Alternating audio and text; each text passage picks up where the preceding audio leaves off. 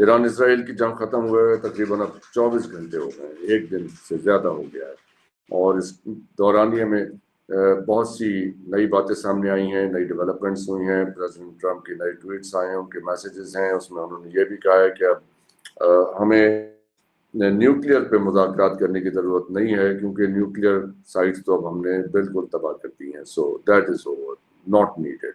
तो फिर अब आगे एक मौजू पे बात होगी, ये देखना है। इसके साथ ही जब अब ये पोस्ट वॉर असेसमेंट्स हम कर रहे हैं, तो उसमें ये भी देख रहे हैं कि इसमें किसने क्या पाया, क्या खोया, कौन इसमें विनर है, कौन लूज़र है। तो ये चीज़ें कैसे डिटर्मिन होंगी, वो क्या पैमाना हम अपने सामने रखेंगे, ये डिटर्मिन करने के लिए ये जंग किसने जीती, किसने हारी, किसके क्या ऑब्जेक्टिव्स थे, वो कितने अचीव हुए। यूनाइटेड स्टेट्स ने तो कहा कि हमारा ऑब्जेक्टिव था कि हम उनकी न्यूक्लियर साइट्स तबाह कर दें, जारी करके ये काम खत्म कर दिया। So that is over from their perspective, their side mission accomplished. Iran की तरफ से उनकी जिम्मेदारी कि वो अपने रिजीम को बचाएं, अपने न्यूक्लियर साइट्स को बचाएं, वो कह देंगे जी हमने बचा ली हैं and the regime is intact, तो वो उनकी साइड से भी it looks very good. Israel ने क्या पाया, लेकिन देयर इज अनदर प्लेयर जो इसके अंदर इसराइल की मदद कर रहा था फ्रॉम द वेरी बिगिनिंग, जिसमें इंडिया ने इसराइल का साथ गजा में बमबारी के लिए उनको हौसला भी सप्लाई किया। ऐसी भी रिपोर्ट्स हमारे सामने आई कि वॉलंटियर्स खड़े हुए थे नई दिल्ली में इसराइल की एम्बेसी के, हम भर्ती होके तो आपके शाना बशाना लड़ना चाहते हैं ईरान के खिलाफ, मुसलमानों के खिलाफ। सो ये एक मैसेज ईरान को भी क्या है, जिनके साथ उनके ट्रेड रिलेशंस थे। ये भी खबरें आई हैं कि वहाँ पे कितने इंडियन स्पाइस पकड़े गए हैं, रॉ की एक्टिविटीज थी, उसमें कुछ अफगानियों का नाम भी है कि जो अफगान महाजरीन ईरान में थे वो उनको वापस भेजा गया है, और बहुत बड़ी तादाद में भेजा गया है। ये ज़्यादा चीज़ डिस्कस भी नहीं हुई है, but there are confirm reports media पे अवेलेबल हैं और देखी जा सकती हैं। So that is the kind of situation. फिर इसराइल, जो इंडिया के इसराइल में इंटरेस्ट थे, उनको डायरेक्ट निशाना भी बनाया गया, जैसे वहाँ पे उनकी ट्रेड जो बिजनेसेस थे वो भी हिट हुए हैं वहाँ से। डिप्लोमेसी में इंडिया कहाँ खड़ा रहा इस सारे मामले के अंदर, वो जो डेलिकेट बैलेंसिंग एक्ट था वो कितना बैलेंस रहा इस सारे दौरानिए में, इस सारी जंग में। ये सारी मामले को आज डिस्कस करते हैं। हमारे साथ डॉक्टर हसनैन जावेद साहब हैं, डॉक्टर नवर हुसैन साहब हैं, एम्बेसडर नायला चौहान साहबा हैं। बहुत बहुत शुक्रिया आप लोगों के ज्वाइन करने का। ये ज़रा अपने ईस्टर्न नेबर की खबर इसमें लेते हैं आज के प्रोग्राम में। डॉक्टर साहब आज इजाज़त हो तो आप इसे स्टार्ट कर लें, मैडम की इजाज़त से। नेट लूजर कौन है, नेट बेनिफिशियरी कौन है? बेअदबी आप जरूर करवाया करें मेरे से। मैडम नहीं, इजाजत ये आपके मतलब का सवाल था शुरू में, मैंने कहा मैं आपसे ही पूछ लूं। नेट मैडम लूजर, की इजाजत। नेट, जी मैडम की इजाजत से डॉक्टर मुनव्वर साहब, बेवाद साहब। अच्छा, राइट जी। अच्छा, सबसे पहला सवाल ये पैदा होता है, सॉरी डॉक्टर मुनव्वर आपसे इजाजत नहीं ले रहा सर। ले ली, हमारी तरफ से इजाजत ही इजाजत है सर। नहीं सर, ले न ले इजाजत है सर। वो आप सच पे हमें लेके वो दुनिया 3 मिनट में खत्म कर देते हैं, अब आपसे क्या इजाजत ले। चलो अच्छा, ये सर लोगों अच्छा, अच्छा सर, सबसे पहले बात ये होगी कि जंग किन दो मुल्कों की थी? जंग तो इसराइल और ईरान की थी। अच्छा, इस ईरान तो फलस्तीन की बात कर रहा था ना, तो ईरान डायरेक्ट तो नहीं थी, लेकिन इसराइल के लिए ईरान खतरा था। अच्छा चले, बहरहाल खींचतान के सिर्फ इस खित्ते के अंदर तमाम मुसलमानों के अंदर एक ईरान जो है वो वाहिद खतरा रह गया था। और उसके बाद जो है वो पाकिस्तान अभी तक नजरियाती असास के तौर पे खतरा नहीं था। जैसे मैंने उनके बात बताई आपको कि राबाइस जो हैं उन्होंने ये फैसला किया है कि नजरियात असल मसला है, तनसीबात मसला नहीं है।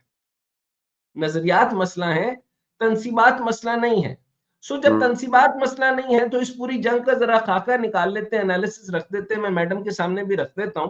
या नहीं, मुझे ये बताइए कि आपने आज तक जंग के बाद ये पूछा होगा कि इसका नेट बेनिफिशियरी कौन है? अच्छा, नेट बेनिफिशियरी तो आप सबको पता है ना टेक्निकल तरीके से, तो नेट बेनिफिशियरी का नाम लेने की जरूरत नहीं है। अच्छा वो खुद होना नहीं चाह रहा था, वो हो गया, वो टेक्निकल हो गया।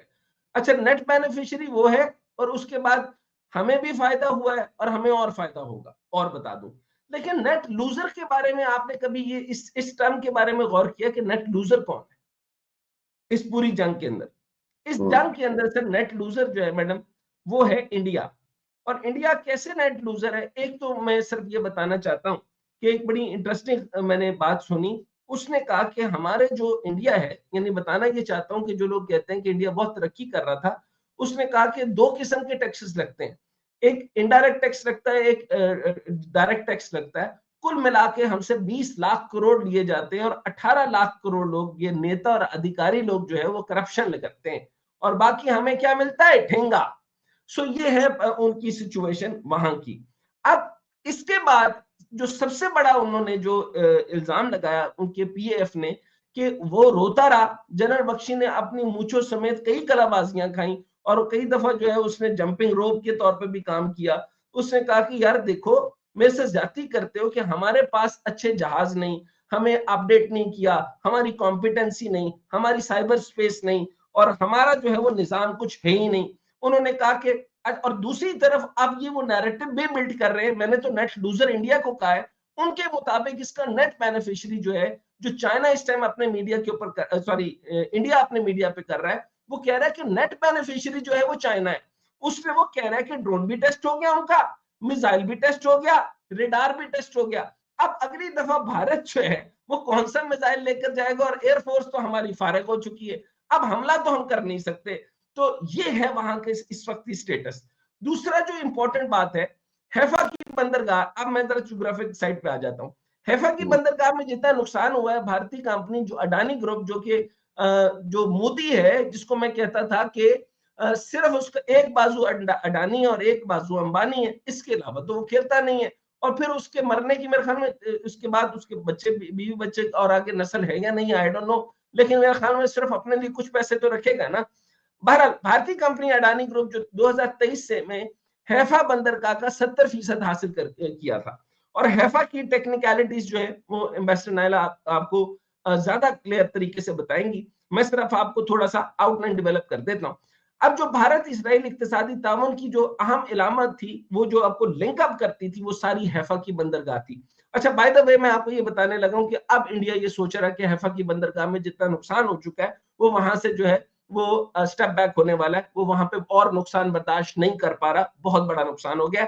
मजीद ये बता दूं कि हमले में बंदरगाह की पाइपलाइन, ट्रांसमिशन निजाम, लॉजिस्टिक इंफ्रास्ट्रक्चर को नुकसान पहुंचा है, और ईरानी इस हमले में अडानी ग्रुप को फौरी तौर पर तकरीबन इस हमले में खाली 85 करोड़ रुपए यौमिया का नुकसान हुआ है।